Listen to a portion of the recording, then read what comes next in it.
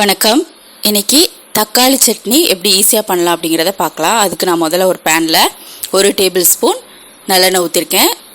அடுத்து ஒரு பெரிய வெங்காயம், கொஞ்சம் பெரிய சைஸான பெரிய வெங்காயம் ஒன்று எடுத்திருக்கேன். ஸோ அதை லைட்டாக வதக்கிட்டு இஞ்சி 2 துண்டு சேர்த்துக்கிறேன்.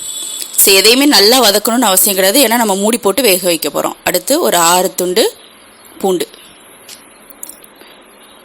சும்மா லைட்டாக மட்டும் எண்ணெயில் மட்டும் வதக்கிட்டு விட்டுருங்க. அடுத்து 5 வத்தல். ஸோ இது காரமாக இருக்கும், உங்களுக்கு காரம் கம்மியாக வேணுன்னா கொஞ்சம் வத்தலை கம்மி பண்ணிக்கோங்க.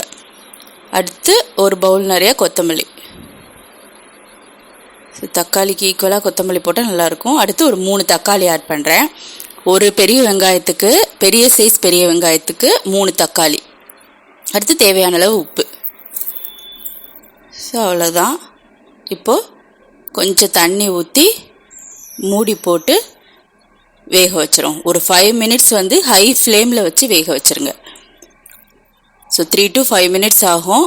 மூடி போட்டு ஒரு 5 நிமிஷம். இப்போ ஒரு 5 மினிட்ஸ்க்கு அப்புறம் பார்த்தீங்கன்னா நல்லா வெந்துடுச்சு. ஸோ தனித்தனியாக எல்லாத்தையும் வேக வைக்கணும்னு அவசியம் கிடையாது, மொத்தமாக அந்த மாதிரி கட் பண்ணி போட்டு வேக வச்சுருங்க.